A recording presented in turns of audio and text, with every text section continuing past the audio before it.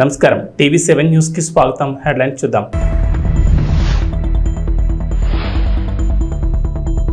ఏపీలో 14 మంది స్వతంత్ర అభ్యర్థులకు గాజు గ్లాసు గుర్తు.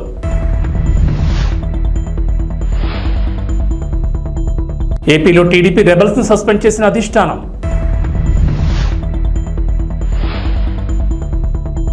కేంద్రంలో సంకీర్ణ ప్రభుత్వం రాబోతోంది కేసీఆర్. నామినేషన్ల ఉపసంహరణ పూర్తయిన తర్వాత పోటీలో ఉన్న అభ్యర్థులకు గుర్తుల కేటాయింపు జరిగింది. గాజు గ్లాస్ గుర్తు కూటమి అభ్యర్థులను టెన్షన్ పెడుతోంది. మచిలీపట్నం, జగ్గైపేట నియోజకవర్గాల్లో స్వతంత్ర అభ్యర్థులకు గాజు గ్లాస్ గుర్తును ఎన్నికల అధికారులు కేటాయించారు. గాజు గ్లాస్ గుర్తు ఫ్రీ సింబల్ గా గుర్తించడంతో ఇండిపెండెంట్ అభ్యర్థులకు గాజు గ్లాస్ గుర్తును కేటాయిస్తున్నారు. విజయవాడ పార్లమెంట్ పరిధిలో నవతరం పార్టీ అభ్యర్థి కూడా గాజు గ్లాస్ గుర్తు కేటాయించారు.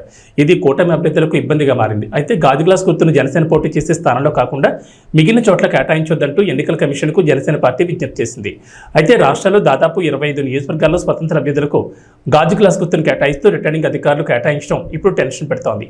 రిటర్నింగ్ అధికారులను స్వతంత్ర అభ్యర్థులు తమకు గాజు గ్లాస్ గుర్తును కేటాయించాల్సిందిగా కోరడంతో వారికి ఆ గుర్తును కేటాయించినట్లు తెలిసింది. టీడీపీ రెబల్స్ గా నామినేషన్లు వేసిన అభ్యర్థులను అధిష్టానం పార్టీ నుంచి సస్పెండ్ చేసింది. అరకు నియోజకవర్గానికి చెందిన సివేరి అబ్రహం, విజయనగరం నియోజకవర్గానికి చెందిన మీసాల గీత, అమలాపురం నియోజకవర్గానికి చెందిన శ్యామ్ కుమార్, పోలవరం నియోజకవర్గానికి చెందిన ముడియం సూర్యచంద్రరావు, నియోజకవర్గానికి చెందిన శివరామరాజు, సత్యవేడు నియోజకవర్గానికి చెందిన జడ్డ రాజశేఖర్లను పార్టీ నుంచి సస్పెండ్ చేసినట్లు చెబుతూ అధికారిక ప్రకటన విడుదల చేసింది. అధిష్టానం సీట్ ఇవ్వకపోవడంతో ఆయా నియోజకవర్గాల నుంచి స్వతంత్ర అభ్యర్థులుగా బరిలో నిచ్చిన పలువురు టీడీపీ నేతలు ఈరోజు నామినేషన్ ఉపసంహరణ గడువు ముగియా వీరంతా వెనక్కి తీసుకుంటారని భావించింది. అయితే ఎవరు నామినేషన్ ఉపసంహరించుకోకపోవడంతో ఆయా అభ్యర్థులపై సస్పెన్షన్ వేటు పడింది. కాంగ్రెస్, భాజపాకు ఓట్లు, సీట్లు కావాలి కానీ ప్రజా సమస్యలు పట్టవని భారత అధినేత కేసీఆర్ అన్నారు. ఖమ్మంలో నిర్వహించిన రోడ్ షోలో ఆయన పాల్గొని మాట్లాడారు. కేంద్రంలో భాజపాకు 200 సీట్లు కూడా రావని చెప్పారు. కేంద్రంలో సంకీర్ణ ప్రభుత్వం రాబోతోందని, లోక్సభ ఎన్నికల్లో భారతకు 12 సీట్లు వస్తాయని ధీమా వ్యక్తం చేశారు. సంకీర్ణ ప్రభుత్వంలో నామా కేంద్ర మంత్రి అవుతారని చెప్పారు. మాట చెప్పారు. ఆయనకు పాపం బాగా ఆశ ఎక్కువ. నా రాష్ట్రం బాగుపడాలా, నా జిల్లా బాగుపడాలా అనే ఒక ఉబలాటంతో ఆయన కొంచెం ఆరాటపడతా ఉంటారు. ఒక సందర్భంలో ఏమైందంటే తెలంగాణలో పంటలు పంజాబ్తో తనదన్నే స్థాయికి పోయినా మనం 3.5 కోట్ల టన్నుల వడ్లు పండించినాం కష్టపడి. కేంద్ర ప్రభుత్వం మొండికేసింది, మేము ధాన్యం కొనం. మన ఎంపీలు నామా నాగేశ్వరరావు గారి నాయకత్వంలో పోయి అడిగినారు ఆ మంత్రిని, యాసంగిలో కొంచెం నూకైతుందండి, అది కొనాలంటే ఆ మెదడు తక్కువ మంత్రి మీ తెలంగాణ ప్రజలు నూకలు తినమనండి అని చెప్పినాడు. దాంతో అందరం కూడా ఏమైందా తమ్ముడు ప్లీజ్ సౌండ్ ఏందా, సౌండ్ చూడు. మొత్తం క్యాబినెట్, తెలంగాణ క్యాబినెట్, ఎంపీలు, ఎమ్మెల్యేలు, ఎమ్మెల్సీలు అందరం కూడా పోయి ఢిల్లీలో ధర్నా చేసినాం. కానీ ఆ సందర్భంలో ఒక్క బీజేపీ ఎంపీ కానీ, ఒక్క కాంగ్రెస్ ఎంపీ కానీ ఎవడు కనీసం నోరు కూడా తెరవలేదు. తెలంగాణ ఓట్లు కావాలి కానీ తెలంగాణ రైతుల సమస్య వాళ్ళకు పట్టదు. మన వాళ్ళు 90 ఉంటే వాళ్ళు 7 ఉన్నారు, కానీ నోరు తెరవలే, కనీసం మాట్లాడలే. అది ఇంతకుముందు నామాగారు చెప్పినటువంటి మాట. వారికి ఆ బాధ ఉంది. అంతెందుకండి, ఇప్పుడు బీజేపీ నుంచి ఇక్కడ ఒక కేంద్ర మంత్రి ఉన్నాడు, ఒక 3 ఎంపీలు ఉన్నారు, బీజేపీ పార్టీ ఉంది. ఈరోజు నరేంద్ర మోడీ క్లియర్గా చెప్తా ఉన్నాడు, గోదావరి నదిని నేను ఎత్తుకొని పోతా, తమిళనాడుకు, కర్ణాటకకి ఇస్తానని మాట్లాడుతూ ఉన్నాడు. ఒక్కడన్నా మాట్లాడుతున్నాడా? కేంద్ర మంత్రి కిషన్ రెడ్డి మాట్లాడుతున్నాడా? ముఖ్యమంత్రి రేవంత్ రెడ్డి మాట్లాడుతున్నాడా? మరి ఈ దద్దమ్మలు మనకు ఎందుకు అని నేను అడుగుతా ఉన్నా. మనకున్నటువంటి ఒకే ఒక్క ఆశ గోదావరి. ఖమ్మం జిల్లాలో గత 50-75 సంవత్సరాల స్వతంత్రంలో ఎవరు కూడా ఆలోచన చేయలే. కృష్ణలో నీళ్లు తగ్గినప్పుడల్లా మన పంటలు ఎండిపోవడం, మనం బాధపడడం, నాగార్జున సాగర్ ఆయకట్లో కూడా మనకు ఇబ్బందులు వస్తూ ఉన్నాయి. ఖమ్మం జిల్లా ఇబ్బందులు శాశ్వతంగా తీరాలని బ్రహ్మాండంగా దుమ్ముగూడెం ప్రాంతంలో సీతారామ ప్రాజెక్టు మనం కడతా ఉన్నాం. 37 టీఎంసీల ప్రాజెక్ట్ అది పూర్తి అయితే ఖమ్మం జిల్లాలో ఒక ఇంచి లేకుండా కూడా వ్యవసాయానికి నీళ్ళు వచ్చే ప్రాజెక్ట్ ఆ ప్రాజెక్ట్. మరి పైన ఇచ్చంపల్లి దగ్గర ప్రాజెక్టు కట్టి నేను కర్ణాటకకు తమిళనాడు నీళ్లు తీసుకొని పోతా అంటే ఎందుకు వీళ్ళు మాట్లాడడం లేదు? ఇలా ముఖ్యమంత్రి రేవంత్ రెడ్డి ఎందుకు మాట్లాడడం లేదు? అదే నేను ముఖ్యమంత్రిగా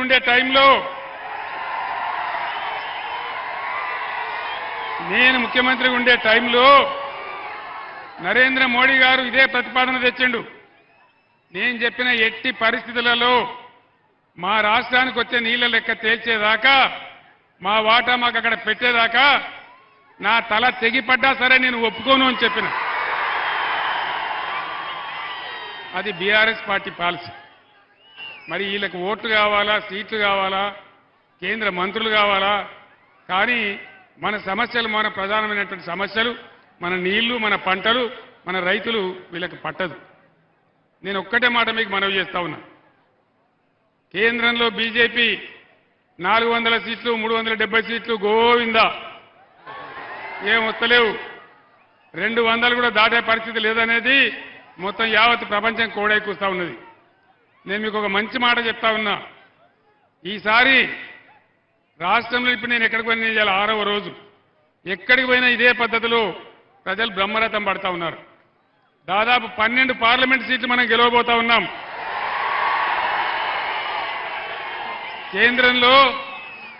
కేంద్రంలో సంకీర్ణ ప్రభుత్వం రాబోతా ఉంది.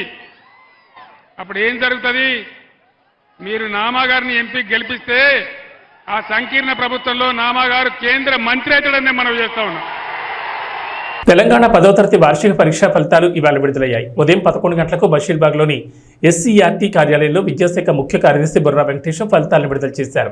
తెలంగాణలో 10వ తరగతి పరీక్షలు మార్చి 18 నుంచి ఏప్రిల్ 2 వరకు నిర్వహించగా మొత్తం 5,08,385 మంది విద్యార్థులు హాజరయ్యారు. వీరిలో బాలురు 2,07,952 మంది కాగా బాలికలు 2,50,433 మంది ఉన్నారు. రాష్ట్ర వ్యాప్తంగా 2,676 పరీక్షా కేంద్రాలను ఏర్పాటు చేశారు. మరోవైపు పరీక్షలు జరుగుతుండగానే ఏప్రిల్ 3 నుంచి ఏప్రిల్ 13 వరకు 19 కేంద్రాల్లో పరీక్షా పేపర్ల మూల్యాంకనం జరిగింది. లోక్సభ ఎన్నికల కోడ్ వచ్చినప్పటి నుంచి తెలంగాణలో ఇప్పటి వరకు 202 కోట్ల విలువైన సొత్తును స్వాధీనం చేసుకున్నారు. 76.65 కోట్ల నగదును, 43.57 కోట్ల మద్యం, 29.62 కోట్ల విలువైన 118 కిలోల బంగారం, వెండి ఆభరణాలను స్వాధీనం చేసుకున్నట్లు అధికారులు ప్రకటించారు. అలాగే 26.54 కోట్ల విలువైన 13.86 లక్షల వస్తువులను స్వాధీనం చేసుకున్నారు. కేంద్ర హోంశాఖ మంత్రి అమిత్ షా వీడియో మార్ఫింగ్ కేసులో పలువురు తెలంగాణ కాంగ్రెస్ నేతలు, సోషల్ మీడియా విభాగానికి ఢిల్లీ పోలీసులు నోటీసులు జారీ చేశారు. హైదరాబాద్లోని గాంధీ భవన్కు వచ్చి కాంగ్రెస్ పార్టీ అధికార ప్రతినిధి Aslam Tasmeen, party social media incharge Manne Satish, ఆ పార్టీకి చెందిన నవీన్ శివకుమార్లకు నోటీసులు ఇచ్చారు. అమిత్ షా మార్ఫింగ్ వీడియోను ఎక్స్లో పోస్ట్ చేశారని ఢిల్లీ పోలీసులు ఆరోపిస్తున్నారు. ఈ నోటీసులపై వివరణిస్తామని రాష్ట్ర కాంగ్రెస్ నేతలు తెలిపారు. భాగంగా ఐపీసీ సెక్షన్లు 153, 153A, 465, 469, 171G, ఐటీ చట్టం సెక్షన్ 66 కింద కేసు నమోదు చేశారు. హోంమంత్రి అమిత్ షాకు చెందిన వీడియోలు మార్ఫింగ్ చేసి ట్విట్టర్, ఫేస్బుక్లో షేర్ చేసి ప్రజల్లో అశాంతిని రేకెత్తించేట్లు ప్రయత్నిస్తున్నారని ఎఫ్ఐఆర్లో పేర్కొన్నారు. ఢిల్లీ పోలీసులమని చెప్పి నీరజ్ చౌదరి ఇన్స్పెక్టర్ గారు వచ్చేసి మనకి మన్నె సతీష్, శివకుమార్, అస్మా తస్లీమా అనే ముగ్గురికి 91 సిఆర్పిసి కింద కొంత సమాచారాన్ని అందజేయవలసిందిగా ఒక కేసుకు సంబంధించినటువంటి నోటీస్ ఉన్నది తీసుకోవాలని చెప్తే కాంగ్రెస్ పార్టీ లీగల్ అడ్వైజర్గా, లీగల్ కౌన్సిల్గా, స్పోక్స్ పర్సన్గా నేను వాళ్ళ తరఫున నోటీసుని తీసుకోవడం జరిగింది.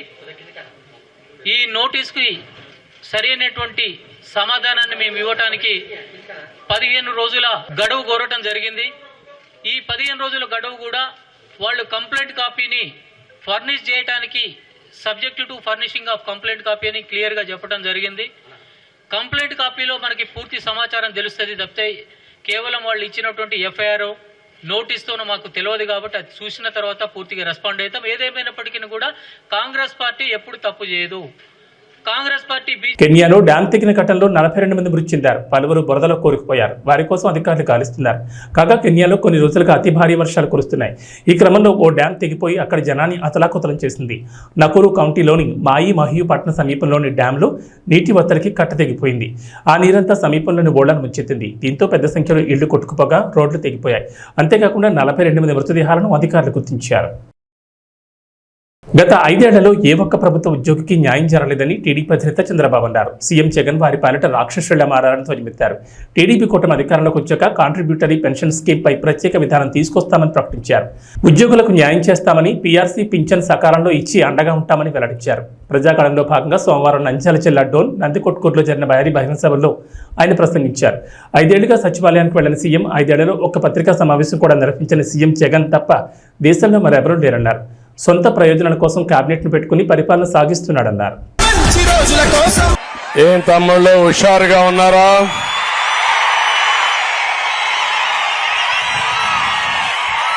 ఏమమ్మా ఆడబిడ్డలు హుషారుగా ఉన్నారా లేదా?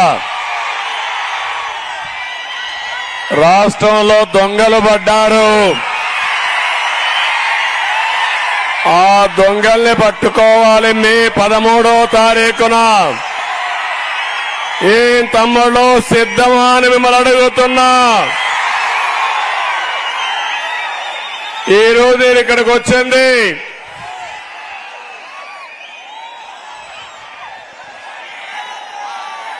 డోన్ ఎమ్మెల్యేగా సూర్యప్రకాష్ రెడ్డి గారిని గెలిపించమని మిమ్మల్ని కోరడానికి వచ్చాను. ఇంకో పక్క పార్లమెంట్ అభ్యర్థిగా శబరిని గారు గెలిపించమని మిమ్మల్ని కోరడానికి వచ్చాను. ఎన్నోసార్లు ఇక్కడికి వచ్చారు కానీ ఈ రోజు డోన్ అదిరిపోతా ఉంది. డోన్ లో సీన్ మారిపోయింది. పెట్టకథ మంత్రులకి, కట్టుకథ నేతలకి కాలం చెల్లదు. వారికి రాజకీయ సన్యాసం తప్పదు. ఇక్కడ హరికథ చెప్తాడు ఒక మంత్రి.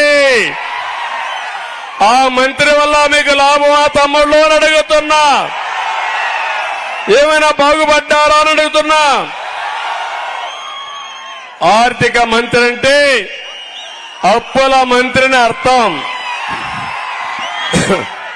అప్పులు చేసింది బుగ్గన, అప్పులు కట్టేది మీరు. అవునా కాదా? ఈ ఎన్నికలు విధ్వంస పాలనకి, అభివృద్ధికి ఒక సవాల్. ఈ ఎన్నికలు నీతికి నిజాయితీకి జరిగే పోరాటం. అవునా కాదా అని అడుగుతున్నా. విజన్కి విద్వేషానికి మధ్య పోరాటం, ధర్మానికి అధర్మానికి పోరాటం, కబ్జాలకు రక్షణకు, రాతియుగం రాక్షసులకి స్వర్ణయుగం చేసే పాలకుల మధ్య జరిగే పోరాటం అని చెప్పి నేను మీకు తెలియజేస్తున్నా. ఒక్కసారి చూడండి, ఈ బుగ్గనకి అక్కడ సైకో జగన్ కి కొవ్వెక్కిపోయింది అహంకారం ఒళ్ళంతా. కొవ్వు తగ్గిస్తారా లేదా తమ్ముళ్ళు అని అడుగుతున్నా మిమ్మల్ని. అరాచకం తప్ప అభివృద్ధి చేయని జగన్ కు పొలిటికల్ హాలిడే ఇచ్చేద్దామని జనసేన అధినేత పవన్ కళ్యాణ్ ప్రజలకు పిలుపునిచ్చారు. మే 13 మీరు ఓటుతో కొడితే వైకాపా కుంభస్థలం బద్దలవ్వాలంటూ ప్రజలను ఉత్సాహపరిచారు. పశ్చిమ గోదావరి జిల్లా తాడేపల్లిగూడెం, ఉంగుటూరు నియోజకవర్గం గణపవరంలో నిర్వహించిన వారాహి విజయభేరి సభలు, పిఠాపురం రోడ్ షోలో ఆయన ప్రసంగించారు. మన భూములు దోచుకోవడానికి జగన్మోహన్ రెడ్డి ప్రమాదకరమైన ల్యాండ్ టైటిలింగ్ చట్టం తీసుకొస్తున్నారన్నారు. దీని ప్రకారం మీ ఆస్తుల ఒరిజినల్ పత్రాలు జగన్ దగ్గర పెట్టుకుని యజమానులకు జిరాక్సులు మాత్రమే ఇస్తారని, మీ ఆస్తుల వివరాలని హైదరాబాద్ నానక్రామ్గూడలోని వైకాపా ప్రైవేట్ స్థావరంలో దాచిపెడుతున్నారని అన్నారు. వేదిక పైన ఉన్నాం. ఇంకా ఏం అనకముందే, ఇంకా ఏం అల్ల కే ట్యాక్స్ గురించి మాట్లాడినప్పుడు కొట్టు. మన జనసేన ఎమ్మెల్యే అభ్యర్థిగా, తాడేపల్లిగూడెం అభ్యర్థిగా గాజు గ్లాస్ గుర్తు మీద పోటీ చేస్తున్నాం బోలిశెట్టి శ్రీని గారికి మన బీజేపీ నర్సాపూర్ పార్లమెంట్ అభ్యర్థిగా కమలం గుర్తు మీద పోటీ చేస్తున్న భూపతిరాజు శ్రీనివాస్ వర్మ గారికి, మన జనసేన జిల్లా అధ్యక్షులు కొట్టుకులపూడి గోవిందరావు గారికి, టీడీపీ జిల్లా అధ్యక్షులు సీఎం కొట్టు సత్యనారాయణ గారు 2014లో నా ఆఫీస్కి వచ్చి ఆయన నన్ను మీరు పొత్తులో ఉన్నారు కాబట్టి తెలుగుదేశం పార్టీ టికెట్ ఇప్పించమని కోరారు. కానీ ఆ రోజున పాప మాణిక్యాలరావు గారికి దివంగతులైన మాణిక్యాలరావు గారికి వెళ్ళిపోయింది. మేబీ ఆ కోపం ఉందనుకుంటా ఆయనకి నా మీద, ఆయన టికెట్ ఇప్పించలేదని కక్ష కట్టేశారు. అందుకే ఆయన ఈ మధ్యన బాగా రెచ్చిపోయి సీఎం జగన్ని తిట్టిన ఎవ్వనైనా సరే పాతాళంలోకి తొక్కేస్తానని చెప్పి అధికారంలోకి రాగానే కొందరు అకౌంట్లు సెటిల్ చేస్తామని కొట్టు సత్యనారాయణ గారు అన్నారంట. బాగా ముదిరిపోయారు సత్యనారాయణ గారు, మీరు డబ్బులు ఎక్కువైపోయాయి, మీకు మెదడుకు కూడా కొవ్వు పట్టేస్తుంది మీకు, అందువల్ల నన్ను మాటలు వస్తాయి. కొట్టు సత్యనారాయణ గారు, నేను జనరల్గా మనుషులతో గొడవలు పెట్టుకుని చాలా మర్యాదగా ఉంటా. కొట్టు గారికి ఒకటే చెప్తున్నా, మీ కొట్టు కట్టే సమయం అయిపోయింది. తాడేపల్లిగూడెంలో మనకి కొట్టు సత్యనారాయణ గారి కొట్టు, జగన్ గారి అవినీతి కోట రెండు పోతాయి ఈ ఎన్నికల్లో. బోలిశెట్టి గారంటే నాకు చాలా ఇష్టం. ఓటమిలో నిలబడ్డ నాయకుడు, దమ్మున నాయకుడు, ప్రజలు కష్టాల్లో ఉంటే వచ్చి అండగా ఉండే నిలువెత్తు 6 అడుగుల ఆజానుబాహు. ఇంకా చెప్పాలంటే జనసేన బాహుబలి. మా బాహుబలి ముందు కొట్టు ఎంత, కొట్టు ఎంత. కొట్టు గారికి కూడా చెప్తున్నా, ఏంటి మన చిన్న ఇల్లు కడితే 5 లక్షలంట, పెద్ద ఇల్లు కడితే 10 లక్షలంట, ఇంకొంచెం పెద్ద ఇల్లు కడితే 20 లక్షలంట.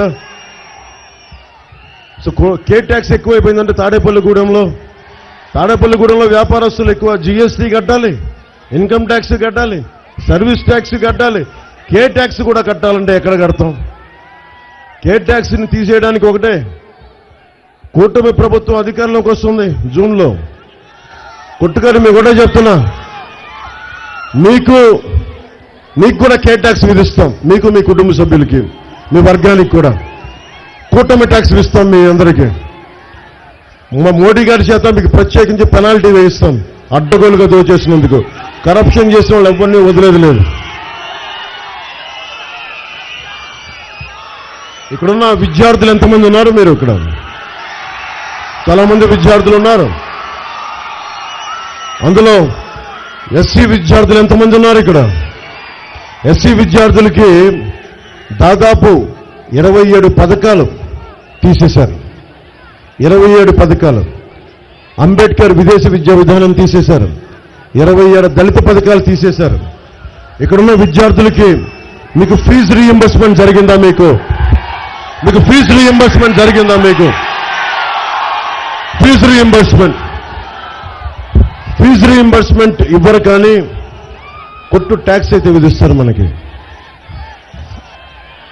పట్నంలోని రేపల్లె బస్టాండ్ వద్ద నిర్వహించిన సభలో సీఎం జగన్ పొన్నూరు నియోజకవర్గ అభివృద్ధి సమస్యలపై స్పందించకపోవడంపై ప్రజలు నిరాశ చెందారు. కూటమి నాయకులపై అవే మాటలు, అవే విమర్శలతో సరిపెట్టారు. సీఎం ప్రసంగంలో పచ్చలేకపోవడంతో జనాన్ని ఆకట్టుకోలేకపోయారు. రాష్ట్ర రాజకీయాలపై ఆయన ఎక్కువసేపు మాట్లాడారు. సీఎం వేదికకు రాకముందే పార్లమెంట్ అసెంబ్లీ అభ్యర్థులు ప్రసంగించారు. గుంటూరు పార్లమెంట్ వైకాపా అభ్యర్థి కెలారి వెంకట్రోసే మాట్లాడుతూ తమ హయాంలో పేదల కోసం అనేక సంక్షేమ పథకాలు, అభివృద్ధి కార్యక్రమాలు నిర్వహించామని పేర్కొన్నారు. పొన్నూరు నియోజకవర్గంలో ప్రధాన సమస్యలను పరిష్కరించామన్నారు. పొన్నూరు అసెంబ్లీ వైకాపా అభ్యర్థి అంబటి మురళీకృష్ణ మాట్లాడుతూ మాజీ ఎమ్మెల్యే ధూళిపాటి నరేంద్ర కుమార్ నియోజకవర్గ అభివృద్ధికి చేసింది ఏమీ లేదన్నారు.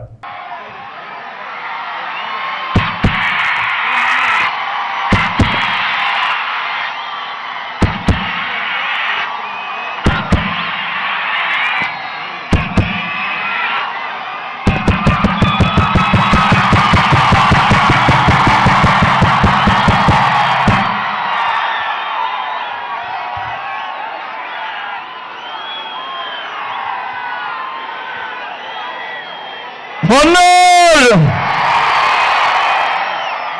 శతమానం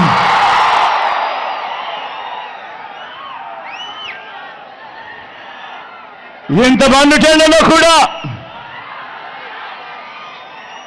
ఇంతటి అభిమానం చూపిస్తూ చిక్కటి చిరునవ్వుల మధ్య ప్రేమానురాగాలు పంచిపెడతా ఉన్నా నా ప్రతి అక్కకు, నా ప్రతి చెల్లెమ్మకు, నా ప్రతి అవ్వకు, నా ప్రతి తాతకు, నా ప్రతి సోదరుడికి, నా ప్రతి స్నేహితుడికి ముందుగా మీ జగన్, మీ బిడ్డ రెండు చేతులు జోడించి పేరు పేరున హృదయపూర్వకంగా కృతజ్ఞత తెలుపుకుంటా ఉన్నాడు మీ బిడ్డ.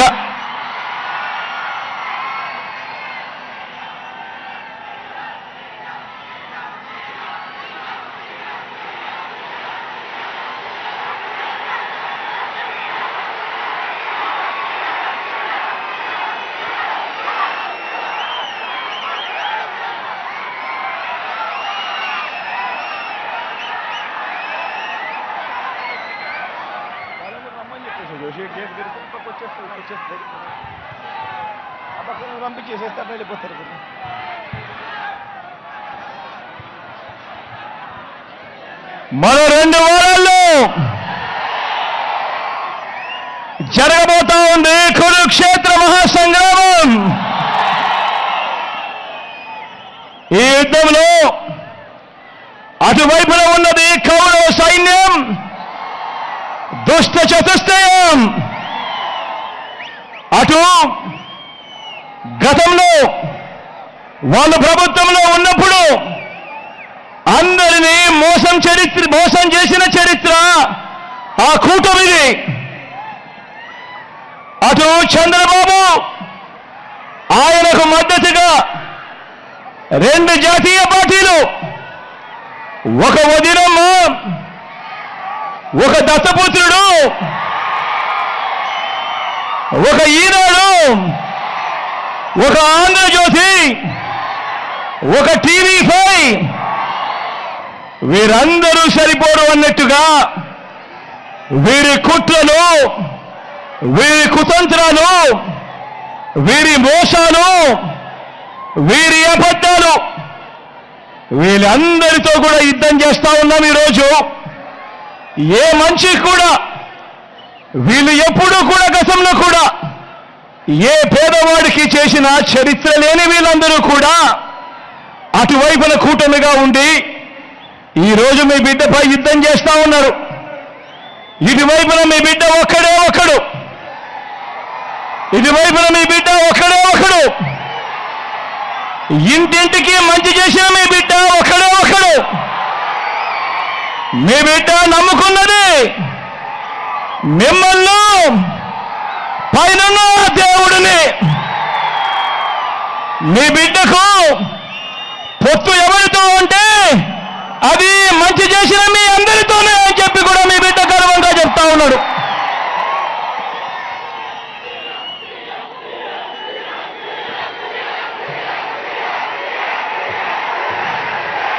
వేస్తూ ఇంటింటి ఒక్క అవకాశం అంటూ గద్దెనెక్కిన జగన్మోహన్ రెడ్డి రాష్ట్ర ప్రగతిని గోతులో పాతిపెట్టాడు. లక్షల కోట్ల హాంఫాట్ చేసి రాష్ట్ర ప్రజల నెత్తిన అప్పుల భారం మోపాడు. స్వర్ణయుగం రావాలంటే చంద్రబాబు సీఎం కావాలి. జగన్ మళ్లీ గెలిస్తే చీకటి యుగం వస్తుంది. జగన్ మళ్లీ అధికారంలోకి వస్తే ఏపీ ప్రజలు రాష్ట్రాన్ని వదిలి వెళ్లే పరిస్థితి వస్తుంది. జన ధన మాన చొరకుడు జగన్ను రాష్ట్రం నుంచి తరిమికొట్టే పాశుపతాస్త్రం తెదేపా, జనసేన, భాజపా కూటమి. ఈ ఎన్నికల్లో ఓటర్లు బాణాలై వైకాపా పాలనకు చరమగీతం పాడాలని హిందూపురం ఎమ్మెల్యే నందమూరి బాలకృష్ణ పిలుపునిచ్చారు. బాలకృష్ణ సోమవారం రాత్రి చేపట్టిన స్వర్ణాంధ్ర సాకార యాత్రకు చిత్తూరు, బంగారుపాళ్యంలో అపూర్వ స్పందన దక్కింది. చిత్తూరు బైపాస్ రోడ్ నుంచి సంతపేట మీదుగా గాంధీ విగ్రహ కూడలి వరకు పసుపు దళం బాలకృష్ణకు జైజేలు పలికాయి. ఈ సందర్భంగా ప్రజలను ఉద్దేశించి బాలకృష్ణ మాట్లాడారు. చిత్తూరు ప్రజలందరికీ, పురవాసులకు, అలాగే రూరల్ మరి ముడిపాల నుంచి తరలి వచ్చిన అశేష ఈ జల సముద్రానికి, ఈ జల సందోహానికి, ఈ యొక్క రణగుణ ధ్వనికి, అలాగే హారతనిస్తూ తెలుగుదేశం పార్టీ విజయానికి నీరాజనాలు అర్పిస్తున్న తెలుగింటి ఆడపడుచులకు, యువతరానికి ప్రతినిధులు, యువతరానికి నాయకులు, భావితరానికి భారతదేశ మహాశక్తి అయిన యువతరానికి, తెలుగుదేశం పార్టీ నాయకులకు, కార్యకర్తలకు, ఎవడైనా దిగు బాబు, అలాగే జనసేన కార్యకర్తలకు, నాయకులకు, అలాగే బీజేపీ నాయకులకు, కార్యకర్తలకు, అలాగే ఇక్కడ ముస్లిం మైనారిటీ పెద్దలకు, ముత్తపల్లిలకు, అలాగే ముస్లిం సోదరిమణులకు, ఇమాంలకు, మౌజన్లకు అందరికీ ముందుగా నా హృదయపూర్వక నమస్కారాలు తెలియజేసుకుంటున్నాను. ఎక్కడ చూసినా శుభమయం ఏమిటో అంటే రుణానుబంధన రూపేణ అంటే భావసురాణి జన్మాంతర సౌహృదాన్ని అంటారు.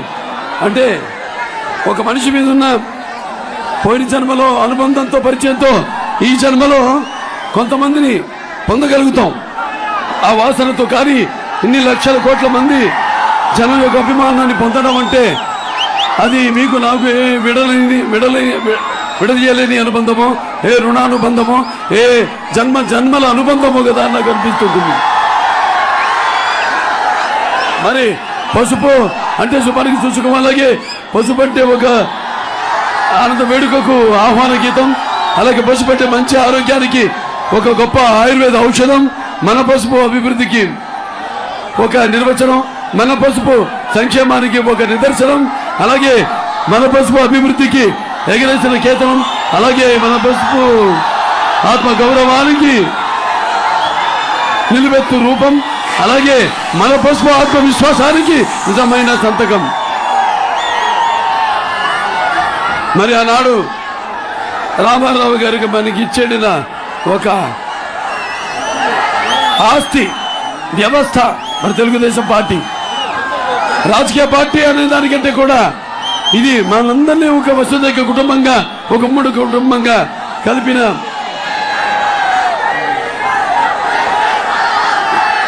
వ్యవస్థ మన తెలుగుదేశం పార్టీ. మరి ఆనాడు రామారావు గారు చలచిత్ర రంగంలో తిరుగులేని, మగటం లేని మహారాజుగా వెలుగుతూనే మరి ఆనాడు ఆయన ఈ యొక్క చలచిత్ర పరిశ్రమ నుంచి నిష్క్రమించి అలాగే ఈ రాజకీయ రంగంలోకి అడుగుపెట్టి మరి అంతవరకు ప్రతి తెలుగు బిడ్డ, తెలుగు మట్టి గడ్డ కూడా నేను తెలుగువాణ్ణి అని సగర్వంగా చెప్పుకునే దమ్ము, ధైర్యం, తెగువ, సత్తువ, అహంకారానికి బదులు పెట్టి, సానబెట్టి బయటికి తీసుకొచ్చి చెప్పించిన తెలుగు తేజం నందమూరి తారక రామారావు గారు. అలాగే ప్రతి తెలుగు బిడ్డ బొట్టు ఉడక ముందే రాజకీయ అవగాహన, చైతన్యం తీసుకొచ్చిన ఒక తెలుగు మహనీయుడు మన ఎన్టీ రామారావు గారు. ఆయన రాజకీయాల్లోకి వచ్చాక ఆయన ప్రవేశపెట్టిన పథకాలు ఎంతో సాహసోపేతమైనవి, అంతే అలాగే ఎంతో ఉపయోగకరమైనవి, సానుకూలమైనవి కూడా.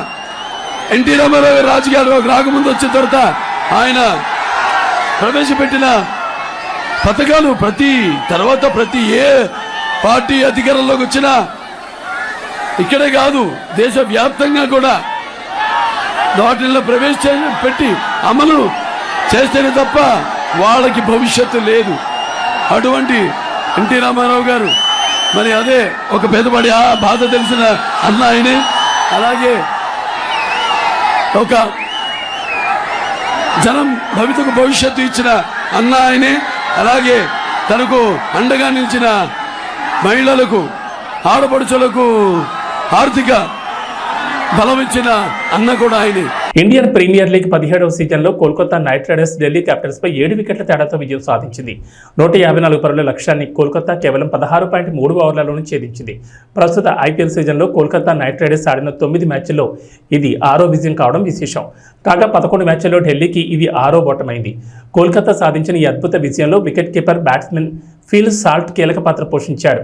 సాల్ట్ కేవలం 33 బంతులు 7 ఫోర్లు 5 సిక్సర్లతో 66 పరుగులు చేశాడు.